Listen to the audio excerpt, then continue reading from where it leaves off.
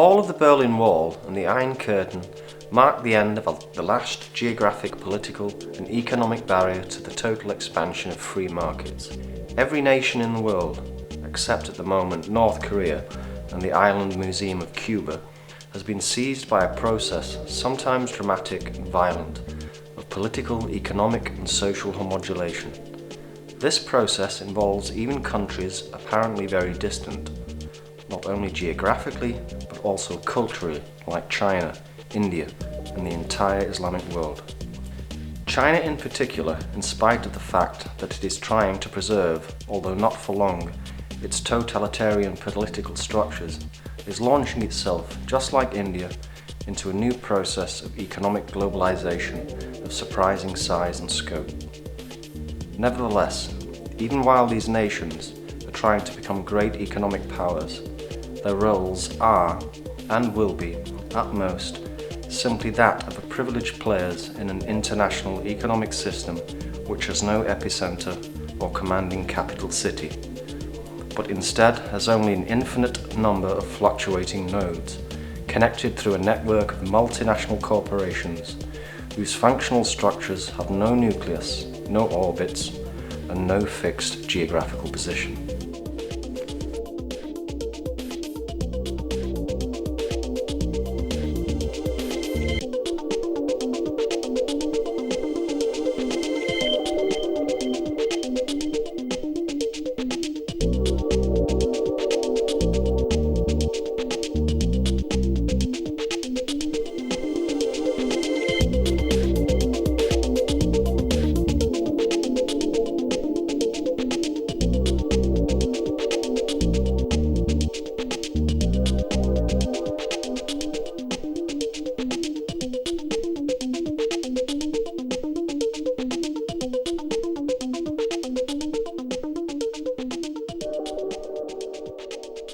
The social struggles for workers' rights in the 70s to tame massive Western European and American industrial complexes caused a crisis in Fordism, and consequently the disruption of the capitalist process of production based on the repetitive, divided labour of factory workers on their machines and assembly lines.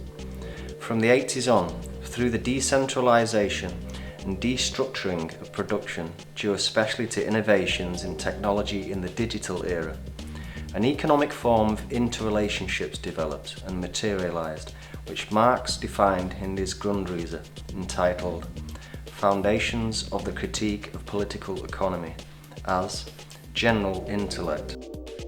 Here Marx identified the prime movers in society as production and the accumulation of capital.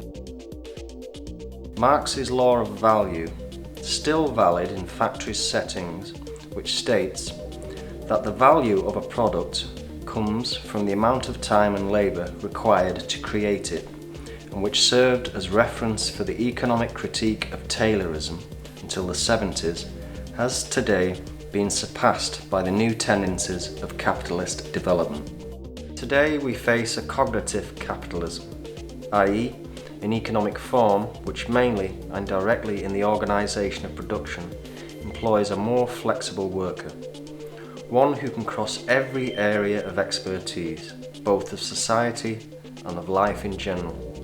These employees can range from an information programmer to a philosopher, from a philosopher to a geologist, from a chemist to an historian, or from a sociologist to a pharmacist. It is often impossible to distinguish for production purposes between working life and private life. It is no longer a system of production in which one engineer supervises 1,000 workers on an assembly line. Now we have 1,000 engineers scattered around the world who all contribute to a system that is becoming ever more dependent on information technology, on science, on communication, and on knowledge in general. This is a global economy today, whose foundations are, on the one hand, becoming increasingly dependent on intellectual labour, or intangible labour, while it, on the other hand, is still supported by extremely exploited labourers who do the hardest, most tiring jobs, the so-called live work or material work.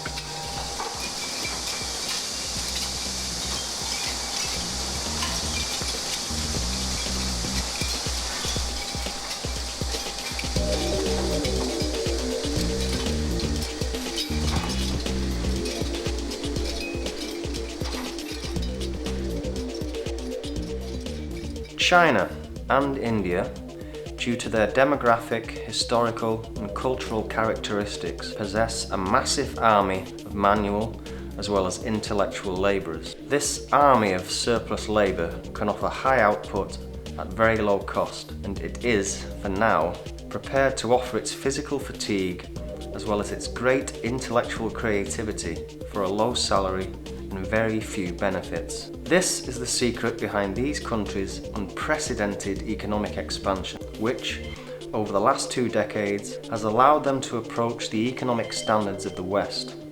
However, it is important to note this rise in economic power has not translated into better living rights or in working conditions similar to those enjoyed by workers in Western countries. Rights which were achieved only after 200 years of workers' struggles, 2 world wars, and an infinite number of strikes. We are therefore now facing a new phase in social development, the fight for a different existence. It is a fight for the first time in human history on a global scale. It is a struggle between the world of invisible power, hidden behind the multinational companies, driven to maximize pure venal profit, and the visible world, that of physical and intellectual labor, driven towards a better quality of life, with workers seeking to satisfy their needs for love, desire, creation, and ecology. 2 worlds set against each other. One, the biopower, linked to the interests of the economics of profit, and the other, the biopolitik, linked to the physical needs of the people and to their needs for diversity, heterogeneity, and identity. Depending on how the scales tip, this conflict will either result in a future of true democracy and freedom, or of hegemony and alienation.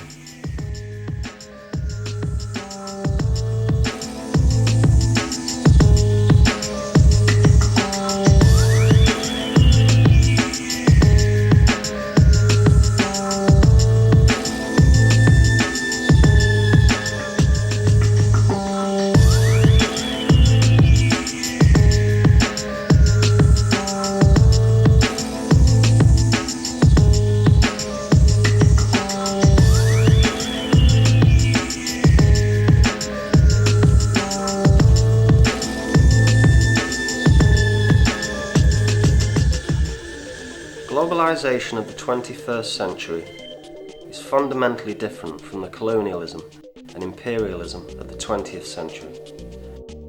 Globalization is born out of workers' struggles in factories, from the rebellion against Soviet totalitarianism and from the anti-colonial wars. During the colonial period, from the beginning of the 20th century through the 60s and 70s, years distinguished by the so-called Cold War, capitalism felt comfortable with the borders of the nation-state. The state could control social conflict, basing its control on the social contract of the philosopher Thomas Hobbes, guaranteed private property, freedom relegated to state control in the face of a dog-eat-dog world, or homo homini lupus. In the process, the state could control the proliferation and accumulation of capital, where production is dependent on salaried workers, on factories, and on the Taylorist organisation of work. Beyond national borders, capitalism responded to its thirst for profit with the military occupation of non-industrialised regions for the sole purpose of exploiting raw materials. It had, as its objective, and the extension of sovereignty beyond the borders of the nation-state, which resulted in the political and territorial assimilation and subordination of these other nations and peoples. The state becomes a nation. From the nation springs nationalism, and from this nationalism, a struggle emerges between the great industrialized powers over the division and control of colonies. Globalization is different. It was born out of the necessity of regaining control over social conflict, which, since the 70s, has caused the European and American economies to restructure their apparatus of production by decentralizing and becoming less territorial, and progressively incorporating the entire world. The power of the nation-state is, fortunately, diminished. Capitalism is forced to leave a sphere within national borders in which it felt safe to head into a sphere which is more complex, unpredictable, pliable and insecure. This sphere is the international market, where there are no uncertain landmarks, no centre and no periphery. The object is the governance and control of the network of production on the entire planet. This is not the objective of a single state or group of states, but of the multinational corporations which act to control capital in the world regardless of territorial interest. This becomes very clear when we look at the war in Iraq through the actions of the United States. The United States attempted, according to traditional colonial logic and unilaterally, to be imperialist. However, it must accept, as it is now doing, that its political and military decisions depend upon the global economy, which thus requires multilateralism. The United States must accept being part of what Antonio Negri and Michael Hart define as an empire, i.e., a new structural form of exploitation in which power and command are organized indirectly by multinational corporations. In this sense, there is no longer such a thing as first, second and third worlds, even though conflicts and differences have not diminished. The divisions basically are no longer asymmetric, divided between an industrialized north and an underdeveloped south, between the economic systems of the West and the economic systems of the East, or between a rich state and a poor state. The new divisions are vertical and horizontal, between those who find themselves at the higher levels and in command, and those who are at the lower levels and are subjugated.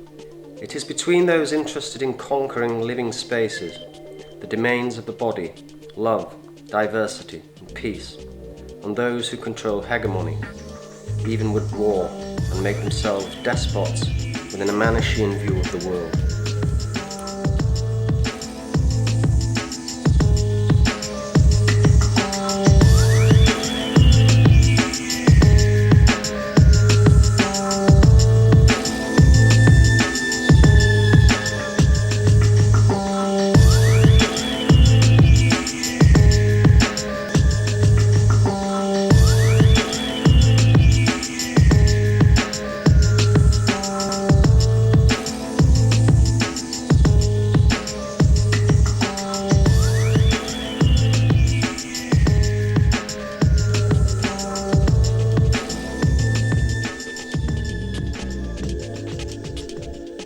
In this situation, the large former nations of the second and third world, and particularly Asian nations, with their enormous populations, experience a massive shift in demographic. In a short period of time, hundreds of millions of men, women, old people, and children move towards old and new nodes of production, giving rise to the phenomenon of the megalopolis, monstrous urban transformations of immense dimensions, difficult, if not impossible to manage.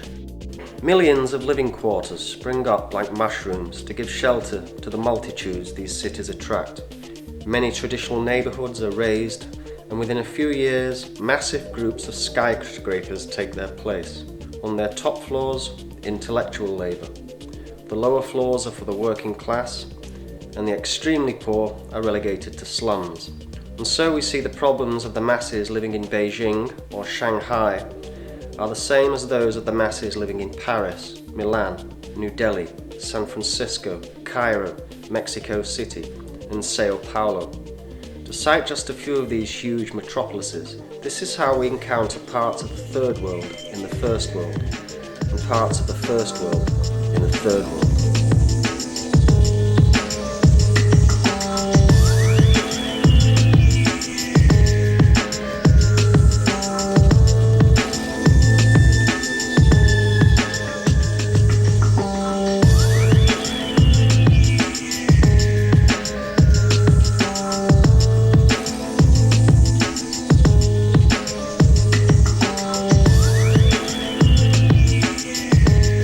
Multitudes are not tied to their territory either. They are flexible, economically malleable, and especially mobile.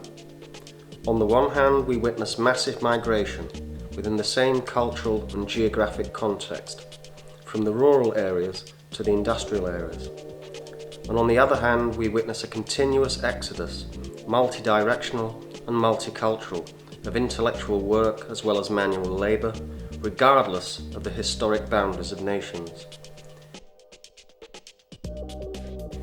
In this situation, globalization allows, across physical borders, the international organisation of the fight for the needs of the people. The international is potentially and objectively possible. There is nothing left other than to organise it, subjectively. However, some may object, referring back to Hobbes's social contract, homo homini lupus. This would mean that any ethic of liberation is anthropologically impossible. If this were the case, and here I speak from the point of view of a European citizen of a state such as Germany, which is historically highly industrialized, my right to knowledge, information, health, expression, understanding and basically to surviving and living physically and intellectually with a certain amount of dignity may be considered the same as that of an ancient slave, or of an individual under Stalinist and fascist rule, or of an individual who is completely subjugated by the exploits of capital, a person who is not yet aware of a mature social, political or cultural struggle. It is clear that man has grown anthropologically over the course of evolutionary history. The new non-material work, the general intellect, produces, if associated with venal profit rules, alienation. But, at the same time, it can generate an influx of knowledge. It can be an entity which forms conscience, and as a result, a life of alternatives. The possibility to globally organise the common need for a different existence, the imminent need to rediscover true being, indicates today that liberation is anthropologically possible.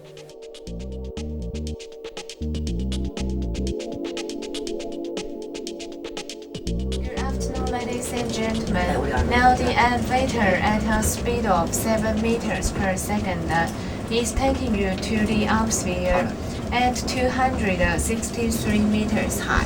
Hope you have a good time here. Thank you.